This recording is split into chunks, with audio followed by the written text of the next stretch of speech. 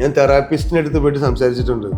ഞാൻ സെറ്റിൽ പോയി ലൊക്കേഷനിൽ പോയി നിൽക്കുമ്പം എനിക്ക് ഭയങ്കരമായിട്ട് വിഷ്വൽസ് വന്നുകൊണ്ടിരിക്കുന്നതാണ്. അപ്പോൾ അയാൾ ഭയങ്കര പ്രശ്നമായി പുള്ളിൻ്റെ അടുത്ത് ചോദിച്ചു, അനീസ് ഇത് കുറേ നാളായോ കൊച്ചിയിൽ രാജസ്ഥാൻ സെറ്റ് എടുക്കുക എന്ന് പറയുന്ന വർത്തമാനത്തിൻ്റെ അത്ര വലിപ്പം ആ പണിക്കില്ലായിരുന്നു. വെള്ള കളർ ബിൽഡിങ്ങിനെ മഞ്ഞ കളർ ആക്കിയോട് കൂടി തന്നെ ആംബിയൻസ് മാറി. ടിപ്പിക്കൽ ആഡിൻ്റെ പ്രോസസ്സിനകത്ത് വരുന്നതായിരുന്നില്ല എന്നെ സംബന്ധിച്ച്. അതൊരു സിനിമയ്ക്ക് സെറ്റ് ഇടുന്ന പോലെ തന്നെയായിരുന്നു നമ്മൾ സെറ്റ് ഇട്ടെ. ആദ്യമായിട്ട് ഞാൻ ഇട്ടതും ഒരു സാധാരണ അങ്ങനെ വരാറില്ല. ഒരു പരസ്യത്തിന് അത്രയും വലിയൊരു സെറ്റ്, അത്രയും വലിയ സ്കെയിലൊരു സെറ്റ് ഇതുവരെ ചെയ്തിട്ടില്ല. നമുക്ക് ഡിമാൻഡ് ചെയ്യാൻ പറ്റും. ഇവിടെ നമുക്ക് അവസ്ഥ അറിയുന്നതുകൊണ്ട് നമുക്ക് എന്ത് ചെയ്യാൻ പറ്റില്ല, കയറി ഡിമാൻഡ് ചെയ്യാൻ പറ്റില്ല. നമ്മൾ പറയും this is A situation but we will manage എന്ന് നമ്മൾ പറയും. അത് മൊത്തത്തിൽ ഒരു കമ്മ്യൂണിറ്റി പോലെ നമുക്ക് തന്നെ ഫീൽ ചെയ്യുന്നതുകൊണ്ടാണ്. പുറത്ത് പക്ഷേ the will ask how many days you want. കാരണം ബജറ്റ് എന്നുള്ളതിൻ്റെ പുറത്ത് തന്നെ ഒരുപാട് അൺവാണ്ടഡ് സമയം നമ്മളിവിടെ ചെലവഴിക്കേണ്ടി വരുന്നുണ്ട്. അത് പക്ഷെ നമ്മളുടെ ഒരു അവസ്ഥ കൊണ്ടാണ്. ബട്ട് അതിൻ്റെ ഔട്ട് ഓഫ് ദാറ്റ് കിഡിലൻ പണി എല്ലാവരും ചെയ്യുന്നുണ്ട്. ഭയങ്കര നമുക്ക് തന്നെ അസൂയ തോന്നുന്ന രീതിയിൽ. ഇപ്പം ആർട്ട് ഡയറക്ടേഴ്സിൻ്റെ കാര്യം മാത്രം പറയുകയാണെങ്കിൽ തന്നെ റീസെൻ്റ്ലി ഇറങ്ങിയ ഇപ്പോൾ ബ്രഹ്മയുഗം, മഞ്ഞുമ്മൽ ബോയ്സ്, ആട്, എമ്പുരാൻ 2018 ഇതൊക്കെ വലിയ സ്കെയിലിൽ വർക്കായിരിക്കാം. പിന്നെ നമ്മളുടെയൊക്കെ ഒരു പ്രായത്തിലുള്ള ആഷിഖ് എന്ന് പറഞ്ഞ ആർട്ട് ഡയറക്ടറുണ്ട്. ആഷിഖിൻ്റെ ഒക്കെ കളേഴ്സ് എനിക്ക് ഭയങ്കര ഇഷ്ടമാണ്. നമ്മൾ ഭയങ്കര അസൂയോട് കൂടി കണ്ടു നിൽക്കുന്ന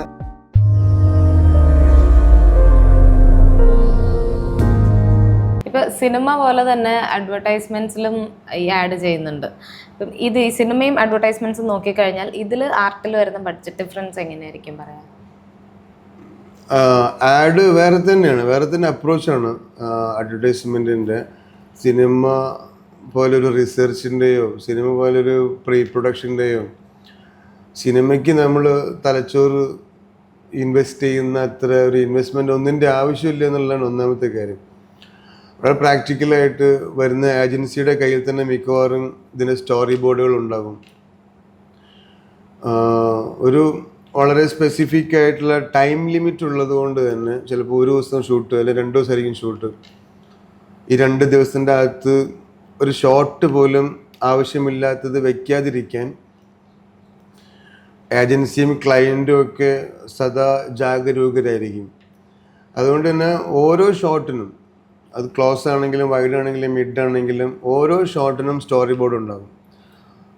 ആ സ്റ്റോറി ബോർഡിൽ ഉള്ള ഷോട്ട്സ് അവർ വയ്ക്കും. അപ്പോൾ അത് നമുക്ക് തരുന്നൊരു സുഖം, കൃത്യമായിട്ട് എന്ത് എവിടെ എങ്ങനെ സെറ്റ് ചെയ്യണം എന്നുള്ളത് ഒരു ധാരണ കിട്ടും. ഞാൻ നേരത്തെ പറഞ്ഞു, അത് കുറേ കൂടെ ലോജിക് വൈസ് അല്ല അതിൻ്റെ ഒരു ബ്രേക്ക് ഡൗൺ നടക്കുന്നത്. കുറേ കൂടെ ഒരു എസ്തറ്റിക്സ് വൈസ് തന്നെയാണ്. അതിൻ്റെ ഒരു കുറേ കൂടെ അലൈൻമെൻറ്റും സിമെട്രിയും ഇതൊക്കെയാണ് അതിൻ്റെ കൺസേൺസ്. അല്ലാണ്ട് നമ്മളിപ്പോൾ ഒരേ റൂമിൽ ഒരുപോലത്തെ 2 ലാമ്പ് ഷെയ്ഡ് വയ്ക്കുമോ, ഒരേ റൂമിൽ ഒരുപോലത്തെ 2 പോട്ട് വയ്ക്കുമോ, ഒന്നുമില്ല. ഭംഗി മാത്രമാണ് അതിൻ്റെ കൺസേൺ. അപ്പോൾ ആകെ അവിടെ നോക്കുന്നത് നമ്മളതിൻ്റെ സിമെട്രി, അതിൻ്റെ ഒരു അലൈൻമെൻറ്റ്, ലെൻസിങ് എങ്ങനെയാണ്. അപ്പോൾ ലെൻസിങ് എങ്ങനെയാണെന്ന് നമുക്ക് മനസ്സിലാക്കി തന്നെ ഇവർ ഓൾറെഡി ഇവരുടെ പ്രീ പ്രൊഡക്ഷനിൽ തന്നെ ഇതിൻ്റെ സ്റ്റോറി ബോർഡ് എല്ലാം കഴിഞ്ഞ് കാണും. അപ്പോൾ അവർ വരുന്നത് തന്നെ എല്ലാം റെഡി ആയിട്ടാണ്. നമ്മളങ്ങോട്ട് ജോയിൻ ചെയ്യുന്നു, ഷൂട്ട് ചെയ്യുന്നു, പോകുന്നു. 2-3 ദിവസം കൊണ്ട് തീരുന്നൊരു വലിയ പ്രോസസ്സാണ് പരസ്യം എന്നുള്ളത്. പലപ്പോഴും സിനിമ പോലെയല്ല അതിൻ്റെ ഒരു budgeting. Plenty of money available ആകുന്നൊരു ഏരിയയാണ് ആക്ച്വലി പരസ്യം. അതിൻ്റെ സെറ്റ് കൺസ്ട്രക്ഷൻ ആണെങ്കിലും പ്രോപ്പ് സോഴ്സിങ്ങിനാണെങ്കിലും പർച്ചേസിനാണെങ്കിലും ഒരു 80% വർക്കുകളിലും ലിമിറ്റ് ഉണ്ടാകാറില്ല. അത് നാഷണൽ, ഇപ്പം ഞാൻ ചെയ്തൊരു 3-4 പരസ്യം നാഷണൽ ആഡുകളാണ്. There is no restriction actually. ആകെയുള്ള റിസ്ട്രിക്ഷൻ പറഞ്ഞ സമയത്തിൻ്റെ അകത്ത് ഷൂട്ട് തീർന്നു കാണണം. അതിനുവേണ്ടി എന്തും ചെയ്യാം എന്നുള്ളതാണ്. നേരം സിനിമ അങ്ങനെയില്ല. സിനിമ നമ്മൾ ഒരു സെറ്റ് പോയി കണ്ടിട്ട് ആ സെറ്റ് വേണോ എന്ന് നോക്കാൻ വേണ്ടി വേറെ 10 സെറ്റ് പോയി കണ്ട് എന്നിട്ടായിരിക്കും നമ്മൾ ഒന്നിൽ ലാൻഡ് ചെയ്യുന്നത്. പരസ്യം അങ്ങനെയല്ല. അത് ഓൾറെഡി അവരെല്ലാം വെർച്വലി കഴിഞ്ഞിട്ടുണ്ടാവും. റെക്കി അടക്കം അവർ വെർച്വലി കഴിഞ്ഞിട്ടുണ്ടാവും. എന്നിട്ടാണ് ടെക്നീഷ്യൻസിനെയും കൊണ്ടുവന്നിട്ട്, ടെക്നീഷ്യൻസിനെ ആരെയും അവർ ഒരുപാട് സമയം ഇൻവോൾവ് ചെയ്യിപ്പിക്കില്ല. കാരണം എല്ലാവർക്കും പേ ചെയ്യാനുള്ളതുകൊണ്ട് നമ്മളൊക്കെ ഒരു വർക്കിൻ്റെ 3-4 ദിവസം മുന്നേ മാത്രമേ നമ്മൾ എൻ്റർ ആകാറുള്ളൂ പലപ്പോഴും. എല്ലാം പ്രിപ്പയർഡും ആയിരിക്കും. നമ്മൾ ഒരുപാട് റിസർച്ച് ചെയ്യുകയോ ഒരുപാട് വരയ്ക്കുകയോ ഒന്നും ആവശ്യം ഉണ്ടാവില്ല. പലതും ഇവർ പ്രൊവൈഡ് ചെയ്യാറുണ്ട് പതിവ്. സ്റ്റോറി ബോർഡും സ്കെച്ചസ് അടക്കം ഇവർ തന്നെ പ്രൊവൈഡ് ചെയ്യാറുണ്ട്. ഇപ്പോൾ അവസാനം ഫ്ലിപ്കാർട്ട്, സൂംകാർ, അവസാനം ഇത് ഷീമാട്ടി, പിന്നെ ഏറെക്കുറെ എല്ലാ ആടുകളും അത് വിത്ത് സ്റ്റോറി ബോർഡാണ് ഡയറക്ടർ നമ്മൾ അപ്രോച്ച് ചെയ്യാറ് തന്നെ ഉള്ളത്. 2 ഡിഫറെൻ്റ് ആണ്. എൻ്റെ ഫിനാൻഷ്യൽ സൈഡും എൻ്റെ എക്സിക്യൂഷൻ സൈഡും എല്ലാം സിനിമയിൽ നിന്ന് ഭയങ്കര വ്യത്യാസമാണ്. ആകെ അതിൻ്റെ ഒരു പ്രോസസ്സ് മാത്രമായിരിക്കും, ഷൂട്ട് എന്നുള്ളൊരു സാധനം മാത്രമായിരിക്കും ഒരു സാമ്യതയുള്ളത്. എന്നാൽ അതിൻ്റെ ഒരു പേസിന് ഭയങ്കര വ്യത്യാസമുണ്ട്, ഒട്ടും ബ്രേക്ക് ഇല്ലാതെ. കാരണം ഇവിടെ ഒരു ഷോട്ട് വെച്ചിട്ട് അടുത്ത ഷോട്ട് എന്താണ് എന്നുള്ളത് കൃത്യമായി വരച്ചു വെച്ചിട്ടുണ്ട്. അപ്പം ഇവിടെ ഒരു ഷോട്ട് കഴിയുമ്പോഴേക്കും അടുത്ത ഷോട്ടിലേക്കുള്ള ലൈറ്റപ്പ് വരെ തീർത്ത് വെച്ചിട്ടുണ്ടാകും. അപ്പോൾ അതങ്ങനെ ഒരു മാരത്തൺ ഷൂട്ടായിരിക്കും പരസ്യങ്ങൾക്ക് ഉണ്ടാകുക. അതുകൊണ്ട് തന്നെ പെട്ടെന്ന് ഷൂട്ട് തീരും. കമ്പാരിറ്റീവ്ലി സിനിമേനേക്കാളും ഒരു ഫാസ്റ്റ് പേസ് ഓട്ടമായിരിക്കും പരസ്യത്തിനുണ്ടാവുക. അതിനേക്കാളും പൈസ ഉണ്ടാവും. The only limit is time. പെട്ടെന്ന് അവർക്ക് തീർക്കുക എന്നുള്ളൊരു കൺസ്ട്രെയിൻ ഉള്ളതുകൊണ്ട് ബാക്കി വിഷയങ്ങളിലൊന്നും വല്ലാണ്ട് പിടുത്തം ഉണ്ടാകാറില്ല. ഇപ്പം റീസെൻ്റ് ആയിട്ടുണ്ടായിരുന്ന ഷീമാട്ടിയുടെ പാൻ ഇന്ത്യൻ ആഡ് തന്നെ എനിക്ക് തോന്നുന്നു ഒരു ഏരിയ ഫുള്ളായിട്ട് അതിനു വേണ്ടി എടുത്ത് അത് സെറ്റ് ഇട്ടത് എങ്ങനെയായിരുന്നു? ലൈക്ക് അതിൻ്റെ അത് രാജസ്ഥാനായിരുന്നു പ്ലാൻ. അപ്പം ഡയറക്ടർ സാജിദ് എൻ്റെ അടുത്ത് വന്നിട്ട് പറഞ്ഞു, നമുക്ക് രാജസ്ഥാനിലാണ് ഷൂട്ട്, രാജസ്ഥാൻ സെറ്റ് ഇടുമെന്ന് പറഞ്ഞു. രാജസ്ഥാൻ സെറ്റ് ഇടുമെന്ന് പറഞ്ഞപ്പോൾ തന്നെ ഞാൻ നേരത്തെ പറഞ്ഞ പോലെ പെനാൽറ്റി സേവ് ചെയ്യുന്നതിൻ്റെ ഒരു മൂഡുണ്ടല്ലോ, നമ്മൾ അതിലേക്ക് എത്തും. ആ ഹൈയിലേക്ക് അപ്പോൾ ഇൻസ്റ്റൻ്റ്ലി നമ്മൾ ഹൈ ട്രിഗർ ആകും. ഓക്കെ രാജസ്ഥാൻ സെറ്റ് ചെയ്യണം, ഓക്കെ സെറ്റ് ചെയ്യാമല്ലോ. അപ്പോൾ തന്നെ നമ്മൾ അപ്പം തന്നെ ഇരുന്നിട്ട് നമ്മളുടെ ഒരു ക്യൂരിയോസിറ്റി ഉണ്ടല്ലോ. എന്നെ സംബന്ധിച്ച് ഞാൻ അതാണ്, ആ ക്യൂരിയോസിറ്റി ഞാൻ ലൂസ് ചെയ്യാറില്ല.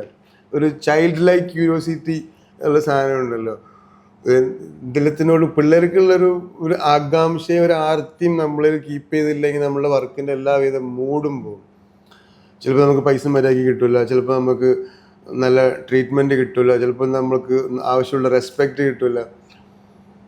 ഇതിൻ്റെയൊക്കെ ഇതിനൊന്നും ഇല്ലാതെയും നമ്മൾ ഇതിൻ്റെ അകത്ത് നിൽക്കുന്നതിൻ്റെ ഏറ്റവും വലിയ പ്രധാനപ്പെട്ട കാരണം നമുക്ക് ഇതിനോടുള്ളൊരു ക്യൂരിയോസിറ്റിയാണ്. നമ്മളുടെ എക്സൈറ്റ്മെൻറ്റ് ലൂസാകാതിരിക്കുക എന്നുള്ളതാണ്. അപ്പോൾ ഇത്തരത്തിലുള്ള ഓഫറൊക്കെ കേൾക്കുമ്പം, അതായത് രാജസ്ഥാൻ എന്നൊക്കെ കേൾക്കുമ്പോൾ തന്നെ നമ്മൾ ഫ്ലാറ്റായി വീണ് ഇപ്പം ഒന്നുമില്ലെങ്കിലും കുഴപ്പമില്ല എന്നുള്ള മൂഡിലേക്ക് മാറും. അപ്പോൾ ഞാൻ നേരത്തെ പറഞ്ഞ പോലെ അതെന്നെ സംബന്ധിച്ചൊരു ട്രബിൾ ഷൂട്ടാണ്. ഇപ്പം കൊച്ചിയിൽ എവിടെയെങ്കിലും രാജസ്ഥാൻ സെറ്റ് ഇടണം, അത് കുഞ്ഞ് ഇൻറ്റീരിയർ ഒന്നുമല്ല, ഇൻറ്റീരിയറാണ് നമുക്ക് എവിടെ നിന്നും സെറ്റ് ഇടാം. വൈറ്റ് ഹൗസ് വരെ ഇവിടെ സെറ്റ് ഇടാം. എക്സ്റ്റീരിയർ പിടിക്കുക എന്നുള്ളതാണ് ചാലഞ്ച്. ഞാൻ നേരത്തെ പറഞ്ഞത് എക്സ്റ്റീരിയറിലേക്ക് പോകുന്ന സമയത്ത് കുറച്ച് വലിയ ക്യാൻവാസാണ്, നേച്ചറുണ്ട്, അതിൻ്റെ അകത്ത് എല്ലാം ഉണ്ട്. നമ്മളുടെ കയ്യിൽ ഒതുങ്ങാത്ത കുറേ സാധനങ്ങളും അതിൻ്റെ അകത്ത് വരുന്നുണ്ട്. അപ്പോൾ സ്വാഭാവികമായിട്ട് അതിന് പറ്റിയ ലൊക്കേഷൻ എത്ര വൈഡ് ഉണ്ടെന്ന് നോക്കും ചോദിക്കും നമ്മൾ. അപ്പോൾ ഇത്രയും വലിയ വൈഡുണ്ട്. അപ്പോൾ ആ വൈഡിനെ കൺവീൻസ് ചെയ്യിക്കാൻ പറ്റുന്ന രീതിയിലുള്ള ലൊക്കേഷൻസ് തിരഞ്ഞെടുക്കുക എന്നുള്ളതാണ് ആദ്യത്തെ പടി. അപ്പോൾ സ്വാഭാവികമായിട്ട് അതിൻ്റെ കൂടെ DOP ഉണ്ടാവും, ആർട്ട് ഡയറക്ടർ ഉണ്ടാവും, നമ്മുടെ ബാക്കി അസിസ്റ്റൻസ് ഉണ്ടാവും. സ്പോട്ടിൽ നിന്ന് പ്ലാൻ ചെയ്യുകയും ഇവൻ മൊബൈലിൽ നമ്മൾ ഷൂട്ട് ചെയ്യുകയും അതിൻ്റെ എന്തൊക്കെ ഹിൻഡ്രൻസ് നമുക്ക് വരാൻ സാധ്യതയുണ്ട് എന്നുള്ളത് അവിടെ നിന്ന് തന്നെ മനസ്സിലാക്കുകയും അതിന് സൊല്യൂഷൻ കാണുകയൊക്കെയാണ് ചെയ്യുക. ഷീമാട്ടിയുടെ പാൻ ഇന്ത്യൻ ആഡിന് ഇപ്പം എൻ്റെ അടുത്ത് ഇങ്ങനെ തന്നെ പറഞ്ഞു, രാജസ്ഥാൻ, പിന്നെ ജല്ലിക്കെട്ട്. അപ്പോൾ സ്വാഭാവികമായിട്ടും ഇതെല്ലാത്തിനെയും ഇൻകോർപ്പറേറ്റ് ചെയ്യുന്ന 2 ദിവസം കൊണ്ട് ഷൂട്ട് തീരുകയും ചെയ്യുന്ന ലൊക്കേഷനിൽ വേണം നമുക്ക് ഷൂട്ട് ചെയ്യാൻ. അങ്ങനെയാണ് നമ്മൾ ആസ്പിൻ വേൾഡിലെത്തുന്നത്. ആസ്പിൻ വേൾഡിലെത്തി സോണീൻ്റെ അടുത്ത് ചോദിക്കുന്നു, സാജിദ് അതിൻ്റെ ഒരു വൈഡ് പറയുന്നു, അത് നമ്മളവിടെ കൺസ്ട്രക്ട് ചെയ്യാൻ ശ്രമിക്കുന്നു. Okay this will be good എന്നുള്ളതിൽ നമുക്ക് ലാൻഡ് ചെയ്യുന്ന അതൊരു ജഡ്ജ്മെൻ്റാണ്. ആ ജഡ്ജ്മെൻ്റാണ് ബേസിക്കലി ഇപ്പം നമ്മൾ സ്ഥലത്ത് പോയി നിന്നിട്ട് ഇവിടെയാണ് ഞാൻ രാജസ്ഥാൻ ഉണ്ടാക്കേണ്ടത് എന്ന് നമ്മളെ പറഞ്ഞ് വിശ്വസിപ്പിച്ചതിന് ശേഷം നമ്മൾ നോക്കുമ്പം സ്വാഭാവികമായിട്ട് നമുക്ക് കാണാൻ പറ്റും. ഓക്കെ വിഷ്വലൈസ് ചെയ്തെടുക്കുക, അതിനെ ജഡ്ജ് ചെയ്യുക, അതിൻ്റെ ആ പ്രോപ്പർ സ്കെയിലിൽ ജഡ്ജ് ചെയ്തെടുക്കാൻ പറ്റുക എന്നുള്ളതാണ് വലിയൊരു ക്വാളിറ്റി. അത് ഞാൻ നമ്മൾ ലെജൻസിനൊക്കെ സെറ്റ് ഞാൻ അങ്ങനെ നോക്കുമ്പോൾ ആലോചിക്കാറുണ്ട്, ഇത് ഇങ്ങനെ ജഡ്ജ് ചെയ്തെടുക്കുന്നത് എന്നുള്ളത്. അതൊരു വലിയ ക്വാളിറ്റിയാണ്. ഓഫ് കോഴ്സ് എല്ലാവിധ സഹായങ്ങളും ഉണ്ട്. ആർക്കിടെക്ട്സ് ഉള്ളത് കൊണ്ട് തന്നെ ഇപ്പം പല സെറ്റുകളും നമ്മൾ ഈ ഓഗ്മെന്റ് റിയാലിറ്റി വെച്ച് സെറ്റ് കാണാറുണ്ട്. പക്ഷേ ഈ എയർ വെച്ച് കാണുന്നതിന് മുന്നേ ഉള്ള അതിപ്പോൾ ഇപ്പോഴും കണ്ടതിന് ശേഷമൊക്കെയുള്ള എൻ്റെ ഒരു പ്രശ്നം, സെറ്റിൽ പോയി നിന്ന് കഴിഞ്ഞാൽ നമുക്കൊന്ന് കാണാൻ പറ്റും. അത് ചിലപ്പോൾ ശല്യമായിട്ട് തോന്നാറുണ്ട്. കാരണം ഞാനിങ്ങനെ അങ്ങോട്ട് നോക്കുമ്പം അവിടെ ഇങ്ങനെ ഒരു 3-4 കട, ഇവിടെ കുറേ 10-20 ആൾക്കാർ, ഇവിടെ തോരണം, കൊടി, മാല, പുക, പടക്കം. അപ്പം ചില സമയത്ത് ഭയങ്കര പ്രശ്നമായിട്ട് തോന്നുന്നത്. ഞാൻ ഇവിടെയൊക്കെ പോയിട്ടുണ്ട്. ഞാൻ തെറാപ്പിസ്റ്റിൻ്റെ അടുത്ത് പോയിട്ട് സംസാരിച്ചിട്ടുണ്ട്. ഞാൻ സെറ്റിൽ പോയി ലൊക്കേഷനിൽ പോയി നിൽക്കുമ്പം എനിക്ക് ഭയങ്കരമായിട്ട് വിഷ്വൽസ് വന്നുകൊണ്ടിരിക്കുന്നതായിരുന്നു. അപ്പോൾ അയാൾ ഭയങ്കര പ്രശ്നമായി പുള്ളിൻ്റെ അടുത്ത് ചോദിച്ചു, അനീസ് ഇത് കുറേ നാളായോ? അപ്പം അല്ല അങ്ങനെയല്ല, നമ്മളെ തന്നെ ട്രിഗർ ചെയ്യാൻ നോക്കും, ഇൻപുട്ട് കൊടുത്തിട്ട് നമ്മൾ തന്നെ ശ്രമിക്കും കാണാനും. അതിപ്പോൾ കൂടി എന്നെ കയ്യിൽ നിന്ന് പോയിക്കൊണ്ടിരിക്കുന്ന ഡൗട്ട് ഉണ്ടെന്നൊക്കെ പറഞ്ഞാൽ ഡോക്ടറെ അടുത്ത്. ഡോക്ടറിന് പ്രശ്നമാക്കണ്ട, വർക്കിൻ്റെ ഭാഗമായിട്ട് കണ്ടാൽ മതി. ഇതിങ്ങനെ ഒരു തരം മാട്രിക്സ് അവസ്ഥയിലേക്ക് എത്തും. പക്ഷെ അത് രസമാണ്. ആ ഒരു ജഡ്ജ്മെന്റിന്റെ പുറത്ത് തന്നെയാണ് നമ്മളിത് പിടിക്കുന്നത്. ഇതിൻ്റെ ഒരു വലിപ്പം എത്രയായിരിക്കും, ഇതിൻ്റെ ലെങ്ത് എത്രയായിരിക്കും, എത്ര ആളതിൻ്റെ അകത്ത്, എത്ര വാക്കേഴ്സ് വരാൻ സാധ്യതയുണ്ട്. അത് രസമാണ്. അങ്ങനെയാണ് ആക്ച്വലി രാജസ്ഥാനിൽ നമ്മൾ ക്രിയേറ്റ് ചെയ്തത് അവിടെ. പക്ഷെ അത് കമ്പാരിറ്റീവ്ലി ഈസി ആയിരുന്നു. ഇപ്പം കൊച്ചിയിൽ രാജസ്ഥാൻ സെറ്റ് എടുക്കുക എന്ന് പറയുന്ന വർത്തമാനത്തിൻ്റെ അത്ര വലുപ്പം ആ പണിക്കില്ലായിരുന്നു. ഈ വെള്ള കളർ ബിൽഡിങ്ങിനെ മഞ്ഞ കളർ ആക്കിയോട് കൂടി തന്നെ ആംബിയൻസ് മാറി. പിന്നെ ഞാൻ പറഞ്ഞല്ലോ, എല്ലാത്തിലും വെതറിങ് വളരെ ഇമ്പോർട്ടൻ്റ് ആണ്. ഒരു ഏജിങ് വളരെ ഇമ്പോർട്ടൻ്റ് ആണ്. അതാണ് ആൾക്കാരെ ഒരു മേക്ക് ബിലീഫിലേക്ക് കൊണ്ടുവരുന്നത്. ബേസിക്കലി രസമാണ്. പാൻ ഇന്ത്യൻ ഷീമാട്ടിൻ്റെ പാൻ ഇന്ത്യൻ ആഡ്, രാജസ്ഥാൻ ആഡിൻ്റെ ഒരു പ്രത്യേകത ഞാൻ നേരത്തെ പറഞ്ഞ ടിപ്പിക്കൽ ആഡിൻ്റെ പ്രോസസ്സിനകത്ത് വരുന്നതായിരുന്നില്ല എന്നെ സംബന്ധിച്ച്. അതൊരു സിനിമയ്ക്ക് സെറ്റ് ഇടുന്ന പോലെ തന്നെ ആയിരുന്നു നമ്മൾ സെറ്റ് ഇട്ടെ. ആദ്യമായിട്ട് ഞാൻ ഇട്ടതും ഒരു സാധാരണ അങ്ങനെ വരാറില്ല. ഒരു പരസ്യത്തിന് അത്രയും വലിയൊരു സെറ്റ്, അത്രയും വലിയ സ്കെയിലൊരു സെറ്റ് ഇതുവരെ ചെയ്തിട്ടില്ല. അത് എത്ര സമയം എടുത്തായിരുന്നു ആ സെറ്റ് ഉണ്ടാക്കാൻ? അത് നമുക്ക് ആകെ കൈ കിട്ടിയത് 48 മണിക്കൂർ. അതിൽ തന്നെ പകുതി ദിവസം മഴ കൊണ്ടുപോയി. ഇങ്ങനെയൊക്കെ ഉണ്ടാകാറുണ്ട്. അത് it's up to that time. Actually നമുക്കിപ്പോൾ ലൊക്കേഷന് റെൻ്റ് ഉണ്ടാകും. ലൊക്കേഷൻ റെൻ്റ് ഷൂട്ട് ചെയ്യുന്നതിന് ഇപ്പോൾ 1.5 ലക്ഷം രൂപയാണെങ്കിൽ സെറ്റ് ചെയ്താൻ 1 ലക്ഷം രൂപയായിരിക്കും. അപ്പം പ്രൊഡ്യൂസർ നമ്മുടെ അടുത്ത് നിന്ന് പറയും, മനീഷ് 1 ലക്ഷം രൂപയാണ് റെൻ്റ്, 4 ദിവസം സെറ്റ് ഇടാനില്ല, 2 ദിവസം കൊണ്ട് തീർക്കേണ്ടി വരും. അതങ്ങനെ പറയുന്ന സമയത്ത് സംഭവം ശരിയാണ്. 2 ലക്ഷം രൂപ എക്സ്ട്രാ വേണം നമ്മൾ പണിയണമെങ്കിൽ. അപ്പോൾ ആളുകളെ കൂട്ടുന്നു, ടൈം കൂട്ടുന്നു, ഉറക്കവും ഭക്ഷണവും ഇല്ലാതെയാവുന്നു. ഇങ്ങനെയൊക്കെയാണ് പല സെറ്റുകളും വരാറുള്ളത്. ഒരു എല്ലാ ആർട്ട് ഡയറക്ടേഴ്സും, ഇപ്പം ഞാൻ എന്നുള്ളതല്ല, കേരളത്തിലെ എല്ലാ ആർട്ട് ഡയറക്ടേഴ്സും, കേരളത്തിലെന്ന് ഞാൻ പറയാൻ കാരണം comparing to all other industries നമുക്ക് റിസോഴ്സ് വളരെ കുറവാണ്. മെയിൻലി ബജറ്റ് തന്നെ, ബജറ്റ് വളരെ കുറവാണ്. ആ ബജറ്റ് എന്ന് പറഞ്ഞു കഴിഞ്ഞാൽ സെറ്റ് ഇടാനുള്ള ബജറ്റ് മാത്രമല്ല, ഞാൻ നേരത്തെ പറഞ്ഞ പോലത്തെ ലൊക്കേഷൻ റെൻറ്റുകളുണ്ട്, ഭീകരമാണ് ആ ഒരു ഏരിയ. ഇപ്പം നമ്മളൊരു 5 ദിവസം കൊണ്ട് ഇടേണ്ട സെറ്റൊക്കെ ചിലപ്പോൾ 2 ദിവസം കൊണ്ട് ഇടേണ്ടി വരും. അപ്പോൾ അതിൻ്റെ അകത്ത് അതിൻ്റേതായിട്ടുള്ള കോംപ്രമൈസുകൾ വരും. സെറ്റിൻ്റെ കാര്യത്തിൽ മാത്രമല്ല, ഹെൽത്തിൻ്റെ കാര്യത്തിൽ വരെ കോംപ്രമൈസ് വരും. ഭക്ഷണം, ഞാനൊക്കെ ഏതൊക്കെയോ സെറ്റ് കൊടുത്ത് വൈകുന്നേരമൊക്കെ തലയിറങ്ങി വേണ്ടിയിട്ട് ഹോസ്പിറ്റലിൽ അഡ്മിറ്റ് ആയിട്ടുണ്ട്.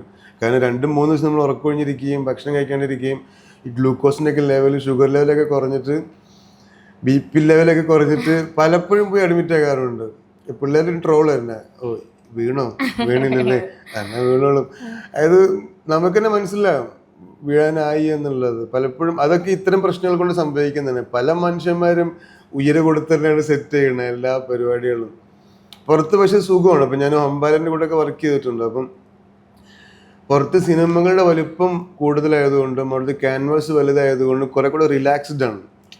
നമുക്ക് ഡിമാൻഡ് ചെയ്യാൻ പറ്റും. ഇവിടെ നമുക്ക് ഈ അവസ്ഥ അറിയുന്നതുകൊണ്ട് നമുക്ക് എന്ത് ചെയ്യാൻ പറ്റില്ല, കയറി ഡിമാൻഡ് ചെയ്യാൻ പറ്റില്ല. നമ്മൾ പറയും this is A situation but we will manage എന്ന് നമ്മൾ പറയും. അത് മൊത്തത്തിൽ ഒരു കമ്മ്യൂണിറ്റി പോലെ നമുക്ക് തന്നെ ഫീൽ ചെയ്യുന്നതുകൊണ്ടാണ്. പുറത്ത് പക്ഷേ they will ask how many days you want? 10. Okay, shawl I add 2 more days? ഇങ്ങനെ പറയും. അതായത് 10 ദിവസം നമ്മൾ പറഞ്ഞു കഴിഞ്ഞാൽ അവരും ഇങ്ങോട്ട് ചോദിക്കും, ഒരു 2 ദിവസം കൂടെ ആഡ് ചെയ്യല്ലേ, പ്രശ്നം വല്ലതും സംഭവിച്ചാലോ എന്ന്. ഇവിടെ നമ്മൾ 10 ദിവസം പറഞ്ഞു കഴിഞ്ഞാൽ ലൊക്കേഷനെ മാറ്റിക്കളയും. കാരണം 10 ദിവസത്തെ വർക്ക് ആ സെറ്റിൽ ഉണ്ടെങ്കിൽ നമ്മൾ എന്നാൽ പിന്നെ ലൊക്കേഷൻ മാറ്റാല്ലെന്ന് വയ്ക്കും. ലൊക്കേഷൻ മാറ്റിയിട്ട് കളക്റ്റീവായിട്ട് ഭയങ്കര അരഗൻ്റോട് കൂടി പറയില്ല ആരും, കളക്റ്റീവായിട്ട് തീരുമാനം എടുക്കും. പിന്നെ നമ്മൾ വീണ്ടും 4 ദിവസം ലൊക്കേഷൻ കാണാൻ വേണ്ടി നടക്കും. എന്നിട്ട് കമ്പാരിറ്റീവ്ലി പണി കുറഞ്ഞ ലൊക്കേഷൻ പിടിക്കും. അങ്ങനെയാണ് ഇവിടെ നടക്കുന്നൊരു പ്രോസസ്സ്. കാരണം ബജറ്റ് എന്നുള്ളതിൻ്റെ പുറത്ത് തന്നെ ഒരുപാട് അൺവാണ്ടഡ് സമയം നമ്മളിവിടെ ചെലവഴിക്കേണ്ടി വരുന്നുണ്ട്. അത് പക്ഷെ നമ്മളുടെ ഒരു അവസ്ഥ കൊണ്ടാണ്. ബട്ട് അതിൻ്റെ ഔട്ട് ഓഫ് ദാറ്റ് കിഡിലൻ പണി എല്ലാവരും ചെയ്യുന്നുണ്ട്. ഭയങ്കര നമുക്ക് തന്നെ അസൂയ തോന്നുന്ന രീതിയിൽ. ഇപ്പം ആർട്ട് ഡയറക്ടേഴ്സിൻ്റെ കാര്യം മാത്രം പറയുകയാണെങ്കിൽ തന്നെ റീസെൻ്റ്ലി ഇറങ്ങിയ ഇപ്പോൾ ബ്രഹ്മയുഗം, മഞ്ഞുമൽ ബോയ്സ്, ആട്, എമ്പുരാൻ, 2018, ഇതൊക്കെ വലിയ സ്കെയിലിൽ വർക്കായിരിക്കാം. പിന്നെ നമ്മളുടെയൊക്കെ ഒരു പ്രായത്തിലുള്ള ആഷിഖ് എന്ന് പറഞ്ഞ ആർട്ട് ഡയറക്ടറുണ്ട്. ആഷിഖിൻ്റെ ഒക്കെ കളേഴ്സ് എനിക്ക് ഭയങ്കര ഇഷ്ടമാണ്. നമ്മൾ ഭയങ്കര അസൂയോട് കൂടി കണ്ടു നിൽക്കുന്ന, അപ്പോൾ അത്തരത്തിലുള്ള ഭയങ്കര പണിക്കാരുണ്ട്. ഒരു രക്ഷയില്ലാതെ കിഡിലൻ ക്രാഫ്റ്റുള്ള, വിഷൻ ചെയ്യാൻ പറ്റുന്ന, ജഡ്ജ് ചെയ്യാൻ പറ്റുന്ന കിടില മനുഷ്യന്മാരുണ്ട്. അവരെല്ലാം കഷ്ടപ്പെട്ടാണ് ചെയ്യുന്നത്. പൈസയില്ല, സമയമില്ല. പക്ഷെ ആവശ്യമാണെങ്കിലോ ഇന്ത്യയിലെ ഏതൊരു ഇൻഡസ്ട്രിയേക്കാളും വെല്ലുന്ന രീതിയിലുള്ള ആവശ്യം നമുക്കുണ്ട്, റിക്വയർമെൻ്റ് ഉണ്ട്. ആ റിക്വയർമെൻറ്റിനെ വളരെ മിനിമൽ അവസ്ഥയിൽ നിന്നുകൊണ്ടാണ് നമ്മൾ എന്ത് ചെയ്യുന്നത്, ഫുൾഫിൽ ചെയ്യുന്നത്. അതും നമ്മളെ സംബന്ധിച്ച് ഒരു ആർട്ട് ഡയറക്ടേഴ്സ് കമ്മ്യൂണിറ്റി എന്നുള്ള സംബന്ധിച്ച് ഭയങ്കര അഭിമാനകരമായ ഒരു കാര്യം കൂടിയാണ്. ബിക്കോസ് പുറത്ത് ആൾക്കാർ വെയിറ്റ് ചെയ്യും, തന്നില്ലെങ്കിൽ ചെയ്യേണ്ടെന്നൊക്കെ പറഞ്ഞിട്ടുള്ളേ. ഇവിടെ നമ്മൾ അവർ തന്നില്ല ചെയ്യാം, ഇങ്ങനെ ചെയ്യും ആൾക്കാർ. അത് നമ്മൾ ടീം മെമ്പേഴ്സ് ആണെങ്കിൽ പോലും മച്ചാനെ അതുകൊണ്ട് പിടിക്കാം, നോക്കണ്ട, ഓക്കെ കുഴപ്പമില്ലേ, പിടിക്കാം, ഇങ്ങനെ പിടിച്ച് ഈവൻ നൈറ്റ് ബാറ്റ് പോലും കോംപ്രമൈസ് ചെയ്തിട്ടൊക്കെയാണ് നമ്മൾ കൂടെ പിള്ളേർ നിൽക്കുക, പല സ്ഥലത്ത് പിള്ളേർ നിൽക്കുക. They are the strength actually. ഈ ആർട്ട് ഡയറക്ടേഴ്സിന് ഈ സിനിമയുടെ പോസ്റ്റ് പ്രൊഡക്ഷനിൽ വരുന്ന റോൾ എന്തൊക്കെയായിരിക്കും? നല്ലൊരു ചോദ്യം. പോസ്റ്റ് പ്രൊഡക്ഷനിൽ ആക്ച്വലി വൻ തോതിലുള്ള VFX ബ്രേക്ക് ഡൗൺ ഇല്ല എങ്കിൽ, ടു ബി ഓണസ്റ്റ്, പല ആർട്ട് ഡയറക്ടേഴ്സും പോസ്റ്റിൽ ഇൻവോൾവ് ചെയ്യാറില്ല എന്നാണ് ഞാൻ മനസ്സിലാക്കുന്നത്. പോസ്റ്റിൽ ഇൻവോൾവ് ചെയ്യുന്ന ഒരു ടെക്നീഷ്യൻ പ്രൊഡക്ഷനിൽ ഇൻവോൾവ് ചെയ്യുന്നത് പോലെ പോസ്റ്റിൽ ഇൻവോൾവ് ചെയ്യുന്ന ടെക്നീഷ്യൻ DOP മാത്രമാണ്. എഡിറ്റ് ആണെങ്കിലും അതിൻ്റെ കളറും DI പരിപാടികളിലൊക്കെ ടെക്നിക്കലി പുള്ളിയാണ് ഇൻവോൾവ് ചെയ്യുന്നത്. ഒരു പ്രൊഡക്ഷൻ ഡിസൈനർ ഇൻവോൾവ് ചെയ്യുന്നത് പലപ്പോഴും ഞാൻ നേരത്തെ പറഞ്ഞ പോലെ തന്നെ ഒരു large scale VFX breakdown ഉണ്ടെങ്കിൽ മാത്രം. ഇപ്പോൾ സെറ്റിൻ്റെ എക്സ്റ്റൻഷൻ, ഈ സ്ക്രിപ്റ്റ് പ്രോപ്സൊക്കെ നമ്മൾ അതിലാണ് ചെയ്തെടുക്കുന്നതെങ്കിൽ സ്വാഭാവികമായിട്ടും ഹി ഓൾസോ ഇൻവോൾവ്. കാരണം പുള്ളിയുടെ കൂടെ സ്കെച്ചിനെ ഡിപ്പെൻഡ് ചെയ്തിട്ടായിരിക്കും ഇതിൻ്റെയൊക്കെ ഒരു ക്രിയേഷൻ നടക്കുന്നത്. അല്ലാത്ത പക്ഷം ഉണ്ടാകാറില്ല എന്നാണ് ഞാൻ മനസ്സിലാക്കുന്നത്. എൻ്റെ ഒരു പേഴ്സണൽ എക്സ്പീരിയൻസ് അതാണ്. ഞാൻ ആകെ ഒരു പോസ്റ്റിൽ പോയിരുന്ന സിനിമ എനിക്ക് തോന്നുന്നു കപ്പേളയിൽ 1-2 ദിവസം ആ സെറ്റ് കാണാൻ വേണ്ടിയിട്ട്, കപ്പേളയുടെ ഒരു എക്സ്റ്റൻഷൻ കാണാൻ വേണ്ടിയിട്ട്, പിന്നെ ലൂക്കയിൽ അത് സുഹൃത്തുക്കളായതുകൊണ്ട് അങ്ങനെയൊക്കെയാണ് സംഭവിക്കുന്നത്. ധൂമം സിനിമയിലും പോയിട്ടുണ്ട്. ഇപ്പോൾ അങ്ങനെ തന്നെ ഉള്ളൂ. ഇപ്പൊ അനീസയ്ക്കയുടെ ഒരു ഫിലിമോഗ്രഫി നോക്കിക്കഴിഞ്ഞാൽ ഈ സിനിമകളും ഈ ചെയ്യുന്ന ആർട്ടിനും എല്ലാം വലിയ രീതിയിലുള്ള റെക്കഗ്നീഷൻ കിട്ടുന്ന സിനിമകളാണ്. അപ്പോൾ ഈ ഓരോ സ്ക്രിപ്റ്റ് സെലക്ഷൻ എങ്ങനെയായിരിക്കും? സത്യം പറഞ്ഞു കഴിഞ്ഞാൽ സ്ക്രിപ്റ്റ് സെലക്ഷൻ ഇല്ല എന്നുള്ളതാണ് സത്യം. ഇപ്പോൾ എനിക്ക് ഏറ്റവും കൂടുതൽ സിനിമകൾ വന്നിട്ടുള്ളത് സൗഹൃദങ്ങളിൽ നിന്നാണ്, അല്ലെങ്കിൽ സുഹൃത്തുക്കൾ പറഞ്ഞിട്ടാണ്. അത് എടാ പുള്ളിനെ വിളിച്ചോ എന്നുള്ള. അപ്പം ഒരു സ്ക്രിപ്റ്റ് വായിച്ച് സിനിമ സെലക്ട് ചെയ്യുക എന്നുള്ളൊരു പ്രിവിലേജ് ആക്ച്വലി അങ്ങനെ തന്നെ പറയേണ്ടി വരും. അത്തരത്തിലുള്ളൊരു സോഷ്യൽ പ്രിവിലേജ് ആർട്ട് ഡയറക്ടർക്ക് ഇല്ല എന്ന് വേണം പറയാൻ. ബട്ട് DOPs അങ്ങനെയല്ല. DOPs സ്ക്രിപ്റ്റ് വായിച്ച് ഇഷ്ടപ്പെട്ടാലേ സിനിമ ചെയ്യാറുള്ളൂ. എനിക്ക് പലപ്പോഴും ഇപ്പം എൻ്റെ ഒരു വളരെ അടുത്ത സുഹൃത്ത് തന്നെ വിളിക്കുകയാണ്, എടാ നമുക്ക് ഈ സിനിമ ചെയ്യാം. അപ്പം എന്നെ സംബന്ധിച്ചത് അവൻ്റെ സിനിമ അല്ല അവളുടെ സിനിമ എന്നുള്ളതാണ്. അവൻ്റെ അടുത്ത് പോയിട്ട് ഞാൻ സ്ക്രിപ്റ്റ് വായിച്ചിട്ട് മച്ചനെ സ്ക്രിപ്റ്റ് വർക്ക് ചെയ്യില്ല, ഞാൻ ഇല്ലയെന്ന് പറയാൻ പറ്റില്ലല്ലോ എനിക്ക്. കാരണം എന്നെ വിളിക്കുന്നത് ഒരേ സമയം ടെക്നിക്കലി അസിസ്റ്റ് ചെയ്യാനും അതേസമയം കൂടെ കാണാൻ കേട്ടോ, ഇതാണ് നമ്മളുടെ നമുക്ക് കിട്ടുന്നൊരു ആവശ്യം. അപ്പോൾ ഇമോഷണലിയും കൂടെ എന്ത് ചെയ്യണം, സപ്പോർട്ട് ചെയ്യണം. അവന് വേണ്ടി പ്രൊഡ്യൂസറോട് സംസാരിക്കണം, അവർ ഡയറക്ടറുടെയും DOPൻ്റെ ഇടയിൽ ഒരു ബ്രിഡ്ജായിട്ട് നിൽക്കണം. അപ്പം അത്തരത്തിലുള്ള ഒരു കോളാണ് പലപ്പോഴും വരാറുള്ളത് എനിക്ക്. പിന്നെ എനിക്ക് തോന്നുന്നു ഞാൻ 1-2 സ്ക്രിപ്റ്റ് വായിച്ചത്, ഒരു തമിഴ് പ്രൊജക്റ്റിന് 1-2 സ്ക്രിപ്റ്റുകൾ ഞാൻ വായിച്ചിട്ടുണ്ടായിരുന്നു. അത് പക്ഷേ അത് മാത്രമാണ് എനിക്ക് തോന്നുന്നു ഞാൻ സ്ക്രിപ്റ്റ് വായിച്ചിട്ട് വേണ്ടെന്ന് വെച്ച സിനിമ. പിന്നീടൊന്നും അങ്ങനെ അത്തരത്തിലുള്ളൊരു അവസ്ഥയിലേക്ക് എത്തിയിട്ടില്ല. പലപ്പോഴും I was busy with friends film. അതിപ്പോൾ പ്രൊഡക്ഷൻ ആണെങ്കിലും ഡയറക്ഷൻ ആണെങ്കിലും പലപ്പോഴും ക്യാമറ DOPs ആയിരിക്കും എന്നെ വിളിക്കുന്നത്, അല്ലെങ്കിൽ DOPസിൻ്റെ ഫ്രണ്ട്സ് ആയിരിക്കും വിളിക്കുന്നത്, അവർ സജസ്റ്റ് ചെയ്തിട്ട്. അപ്പോൾ അത്തരത്തിൽ പിന്നെ അതിന് റെക്കഗ്നീഷൻ കിട്ടാനുള്ള കാരണം ഞാൻ മനസ്സിലാക്കുന്നത്, നമുക്ക് കിട്ടുന്ന അസൈൻമെൻറ്റ്സിനെ യുണീക്ക് ആക്കാനുള്ള പണിയാണ് പിന്നെ നമ്മൾ എടുക്കുന്നത്. ഇപ്പോൾ ഒരു ഗോൾ കീപ്പറിന് പെനാൽറ്റി തടുക്കുക എന്നുള്ളതാണല്ലോ അയാളുടെ ഒരു വല്ലാത്തൊരു ആവശ്യം. നേരെ മറിച്ച് ബാക്കി ടീമിലെ 10 ആളുടെ ആവശ്യം പെനാൽറ്റി വഴങ്ങാതിരിക്കുക എന്നുള്ളതാണല്ലോ. ഒരു പെനാൽറ്റി കിട്ടിക്കഴിഞ്ഞാൽ ആ ടീമിലെ 10 ആൾക്കാരുടെ ഗ്യാസ് പോകും. കാരണം ഗോളാവാൻ 90% സാധ്യതയുണ്ട്. നേരെ മറിച്ച് ഒരു ഗോൾ കീപ്പറെ സംബന്ധിച്ച് ഒരു പെനാൽറ്റി സേവ് ചെയ്യുക എന്നുള്ളതാണ് അയാളുടെ ഏറ്റവും വലിയ ഹൈ. അപ്പോൾ എന്നെ സംബന്ധിച്ച് ഒരു ഒറിജിനൽ ചായക്കടയിൽ പോയി ഷൂട്ട് ചെയ്യുന്നതിന് പകരം ഇതെങ്ങനെയെങ്കിലും സെറ്റാക്കണം എന്നുള്ളതായിരിക്കും ഞാൻ ആലോചിക്കുന്നത്.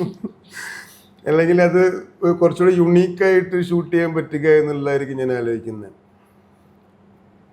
അപ്പോൾ സ്വാഭാവികമായിട്ട് നമുക്ക് നമ്മുടെ വർക്ക് കാണിക്കണമല്ലോ. അപ്പം എല്ലാത്തിനെയും സെറ്റിലേക്ക് മാറ്റുക എന്നുള്ളതല്ല ഞാൻ ഉദ്ദേശിച്ചത്. ഇപ്പോൾ ഒരു മുഴുവൻ ചായക്കട സെറ്റ് ചെയ്യുന്നതിന് പകരം ചായ ഉണ്ടാക്കുന്ന മെഷീനും ഒരു കൊല പഴവും 2 കുപ്പി ഉണ്ടെങ്കിൽ ചായക്കടയാവും. ചായക്കടൻ്റെ പുറത്തുനിന്ന് ഇങ്ങോട്ട് വയ്ക്കുന്നതിൻ്റെ പകരം ചായക്കടൻ്റെ അകത്തുനിന്ന് അങ്ങോട്ട് വെച്ചാൽ മതി എന്ന് മാത്രം.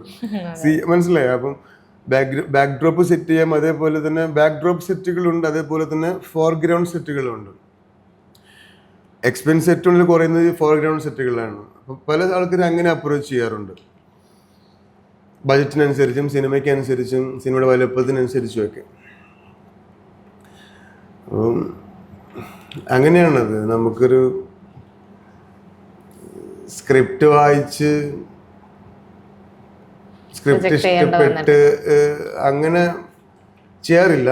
നമ്മൾ കമ്മിറ്റ് ചെയ്യുന്ന സിനിമകൾക്കകത്ത് നമ്മളുടെ സജഷൻസ് പറയാറുണ്ടെന്ന് മാത്രം. അത്രേ ഉള്ളൂ. ഇപ്പൊ ഒരു സെറ്റ് ഇട്ടിട്ട് അവിടെ ഒരു 10 days ആണ് ഷൂട്ടെങ്കിൽ ആ സെറ്റ് അവിടെ പൊളിക്കുന്നില്ല, 10 days അവിടെ തന്നെ വേണം. അപ്പം ഈ ആർട്ട് അല്ലെങ്കിൽ ആർട്ടിന്റെ ടീം ഈ 10 days അവിടെ തന്നെ ഉണ്ടാവണമെന്നുണ്ടോ? ആക്ച്വലി സിനിമ തുടങ്ങിക്കഴിഞ്ഞാൽ പിന്നെ നമ്മളുടെ ടീം അങ്ങോട്ട് മാറും. കൺസ്ട്രക്ഷൻ ടീം പോകും, അടുത്ത സെറ്റിലേക്ക് പോകും. അടുത്ത സെറ്റ് വർക്കിലേക്കോ അല്ലെങ്കിൽ ഇതിൻ്റെ മുന്നേ ഷൂട്ട് കഴിഞ്ഞ് സെറ്റ് പൊളിക്കാനോ വേണ്ടി പോകും. ഇതാണ് നമ്മുടെ ഫോർവേഡ് ടീം. ഷൂട്ട് തുടങ്ങുന്ന സമയത്ത് കൺസ്ട്രക്ഷൻ ടീം പോവുകയും അതിൻ്റെ അകത്തേക്ക് ആർട്ട് ഡിപ്പാർട്ട്മെൻറ്റ് വരികയും ചെയ്യും, സെറ്റ് ഡിപ്പാർട്ട്മെൻറ്റ് വരികയും ചെയ്യും. സെറ്റ് ഡിപ്പാർട്ട്മെൻറ്റ് അകത്താണ് ഈ 1-2 കാർപ്പൻറ്റേഴ്സ് ഉണ്ടാവും, 2 പെയിൻറ്റേഴ്സ് ഉണ്ടാവും, ഒരു വെൽഡർ ഉണ്ടാവും.